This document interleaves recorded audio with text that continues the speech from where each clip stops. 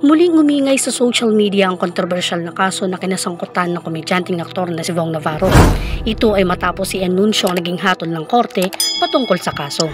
Magkahalong gulat at lungkot ang naramdaman ng pamilya Cornejo nang malaman ang naging sentensya nito, kasama ang iba pa na sina Cedric Lee at ang dalawa pang sangkot sa kaso. Sila ay nasentensyahan ng reclusion perpetua o habang buhay na pagkakakulong. Matatandaan ang naging kontrobersyal na kaso na kinasangkutan ng veterano aktor na si Vong Navarro noon pang 2014. Kung saan kinasuhan din ng kampo ni Denise Cornejo si Navarro na naging dahilan ng pagkakakulong ng aktor. Matatandaan din na nabugbog ng husto si Navarro at hiningaan pa umano ng kampo ni na Cedric Lee ng 2 milyon kapalit raw ng kalayaan nito. Samantala kalaunan ay nakalaya rin si Vong Navarro. Ngunit sa kabila ng paglaya ng aktor ay tuloy-tuloy pa rin umano ang pagdinig ng kaso at ngayon nga ay nagulantang ang pamilya Cornejo sa naging desisyon ng korte kung saan naipanalo ni Vong Navarro ang kaso. Ayon naman sa kampo ng modelong si Cornejo ay nashock umano sila. Saad pa ng kanyang lolo na si Rod Cornejo ay hindi umano nila inaasahan ang magiging hatol.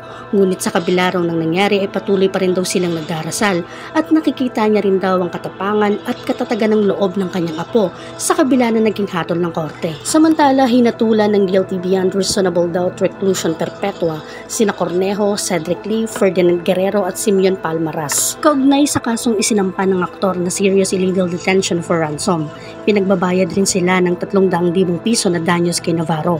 Si Denise at Raz pa lamang ang nakakadalo sa Regional Taguig RTC ngayong araw, kaya sila pa lamang ang naiproseso. Iniutos naman ng korte na maglabas ng warrant of arrest para kina Cedric Lee at Guerrero at whole department team para sa mga ito, kung kaya't hindi rin sila makakalabas ng bansa. Samantala, nakatanggap ng impormasyon ng Taguig Police na susuko na umano si Cedric Lee.